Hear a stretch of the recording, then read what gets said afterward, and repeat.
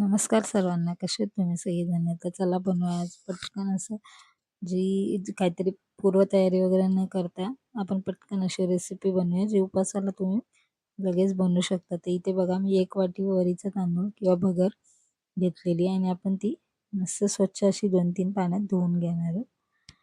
कारण साबुदाणा वगैरे तेच खाऊन कंटाळा येतो. तर कधी-कधी असं पण बनवून बघा नक्की. तर इथे बघा मी 2-3 पाण्यात धुवून घेतलं आणि त्याच्यामध्ये 1 वाटी पाणी टाकून असं झाकण ठेवून तुम्ही 5 मिनिटं साईडला ठेवून द्या. तोपर्यंत आपण चटणी बनवणार आहोत. कोणतीच पूर्वतयारी न करता ही आपण रेसिपी बनवणार आहोत. इथे माझ्याकडे सुकं खोबरं आहे. त्याच्यात जेवढी तुम्हाला चटणीसाठी पाहिजे तेवढं तुम्ही घेऊ शकता. तुम्ही ओलं खोबरं पण याच्यामध्ये वापरू शकता. तर मी ते याचे काप करून घेतलेले छोटे-छोटे आणि पटकन आपण अशी इन्स्टंट जी चटणी बनवणार आहोत. ते बघा, तर एका मिक्सरच्या भांड्यामध्ये पण एक खोबऱ्याचे काप टाकणार आहेत. नंतर शेंगदाणे टाकणार आहेत भाजलेले. तुमच्याकडे भाजलेला शेंगदाण्याचा कूट असेल तो टाकला तरी होऊन जाईल. इथे मी 2 चमचे शेंगदाणे भाजून घेतलेले. जेवढी हिरवी मिरची तुम्हाला पाहिजे तिखट तेवढीनुसार तुम्ही टाकू शकता. तर इथे मी 2 हिरव्या मिरच्या याच्यामध्ये टाकून घेतलेल्या आहेत आणि याच्यामध्ये थोडं आपलं चवीनुसार मीठ. तुम्हाला जर साखर हवी असेल तर थोडंसं तुम्ही साखर पण याच्यामध्ये टाकू शकता आणि आपण याची बारीक पेस्ट करून घेणार आहोत मिक्सरमधून. याच्यामध्ये जेवढं आवश्यकनुसार जेवढं पाणी पाहिजे तेवढं तुम्ही थोडं टाकून याची मस्त अशी पेस्ट रेडी करून घेऊया आणि ही पेस्ट एका याच्यामध्ये टाकून ते बघा याच्यातलं मिक्सरमध्ये आपण त्या भांड्यामध्ये भगर टाकून घेणार आहोत. त्याच्यातलं वरचं पाणी काढून टाकले मी. थोडंच पाणी याच्यामध्ये घेतले आणि सर्व भगर जी भिजलेली आपली याच्यामध्ये टाकून घेतलेली. जास्तीत जास्त 5 मिनिटं त्याच्यावरती जास्त ठेवायचं नाही.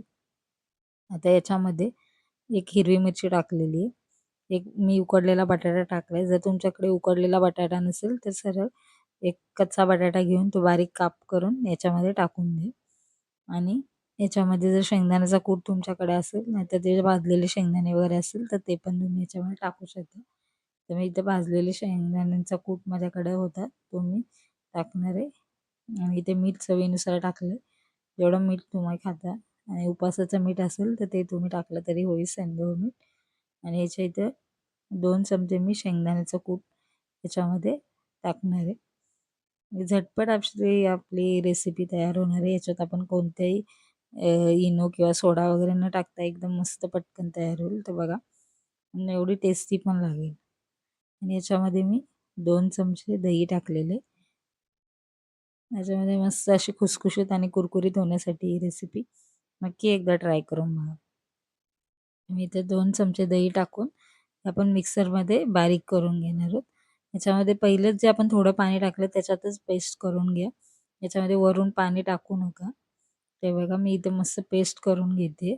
पेस्ट करून घेतले आणि याच्यामध्ये कारण दही वगैरे आहे त्याच्यामुळे सगळ्या याचं पाणी होतं आणि थोडंसं पाणी आपण बगरमध्ये पण ठेवलं होतं त्याच्यामुळे पाणी टाकण्याची गरज नाही कोणतीच.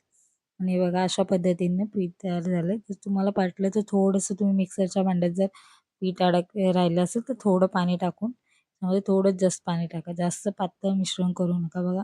जास्त थिक पण नाही आणि जास्त पातळ पण नाही असं मिश्रण रेडी करूया. तर इथे बघा मी इथे एक तवा गरम करून ठेवायला आहे. तर हा तवा आपला लोखंडी तवा आहे. माझ्याकडे लोखंडीचा डोसाचा तवा आहे. त्याच्यावर मी हे आता रेसिपी बनवणार आहे. इथे बघा तवा तापला तर आपण पाणी टाकून फक्त याला थोडंसं पुसून घेणार आहोत.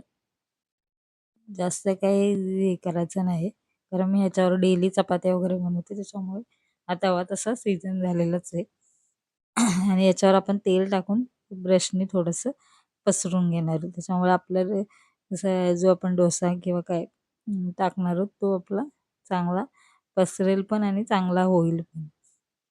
फक्त एवढं करा की गॅस एकदम लो ठेवा कारण एकदम फास्ट केल्यामुळे जळू वगैरे शकतं आणि लोखंड असल्यामुळे पटकन लगेचच तापतं म्हणून.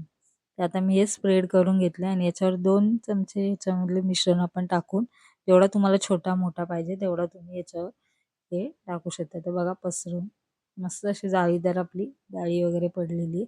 जर तुम्हाला कुरकुरीत असा पाहिजे असेल तर थोडंसं पाणी टाकून थोडं पातळ करून तुम्ही पसरवू शकता. जर तुम्हाला सॉफ्ट डोसा हवा असेल तर तुम्ही या पद्धतीने थोडा जाडसर असा टाकून त्याच्यावर आपण असा पद्धतीने बनवू शकतो. दोन्ही पद्धतीने तुम्ही बनवू शकता. तर इथे मी झाकण ठेवलेलं आहे. झाकण ठेवून आपण 2-3 मिनिटं याला शिजवून घेणार आहे. तर बघा मस्तपैकी असा 2-3 मिनिटात आपला शिजलेला आपण सर्व कडा याच्या सोडून घेणार आहोत आणि नंतर पलटी करून घेणार. फक्त एवढंच करा की लो फ्लेमवर हा शिजवून घ्या. कारण लोखंड लगेच तापतं आणि लगेच मग खालून जळायला सुरुवात होते म्हणून सांगते. तर या पद्धतीने तुम्ही नक्की एकदा ट्राय करून बघा. तर इथे बघा मी कडा सोडून घेतलेले सगळे आणि याच्यावर कडा सोडून आपण मस्तपैकी आपण असा खरपूस भाजून घेतलेला आहे. सर्वकडून कडा सोडून घ्या आणि याला आपण पलटी करून घेणार आहोत. तर सर्व बाजूनी तुम्हाला हवं असेल तर थोडंसं तेल वरून टाकून म्हणजे खाली पण मस्त असा खरपूस होऊन जाईल आणि मस्त आपला खायला एकदम कुरकुरीत पण लागतं. सॉफ्ट असेल तर सॉफ्ट पाहिजे असेल तर हा सॉफ्ट पण कारण मिश्रणामध्ये आपण कोणत्याच प्रकारचं इनो वगैरे किंवा सोडा वगैरे टाकलेला नाही किंवा काहीच नाही. हा पटकन रेडी होणारा आणि पटकन एवढा टेस्टी लागतो की नक्की तुम्हाला एकदा तरी करून बघा आणि आवडला तर लाईक, सबस्क्राईब आणि शेअर करायला विसरू नका. पलटी करून परत मी 2-3 मिनिटं याला शिजवून घेणार आहे. म्हणजे खाली पण मस्त असं त्याला ब्राऊन कलर येईल आणि चांगला लागेल. हा बघा मी शिजवून घेतलेलं आहे आणि हा आता रेडी झालेला आहे. तर मी तुम्हाला पलटी करून पण दाखवते बघा मस्त असं जाळी पण आलेली आणि मस्त असा कुक पण झालेला आहे. ते आपण आता ही चटणीबरोबर फक्त तडका दिलेला आहे. त्याच्यामध्ये तेलामध्ये जिरं टाकून मस्तपैकी असा तडका देऊन घेतलेला आहे. तुम्ही जर कढीपत्ता वगैरे खात असाल उपासाला तर टाकलं तर चालेल. बघा सॉफ्ट पण झाला आहे आणि असा मस्त असा टेस्टी पण झालं. तर एकदा पद्धतीने हा पटकन असा बनणारा एक उपासाचा डोसा किंवा धिरडी बोलू शकता. तर नक्की बनवून बघा. Thank you for watching.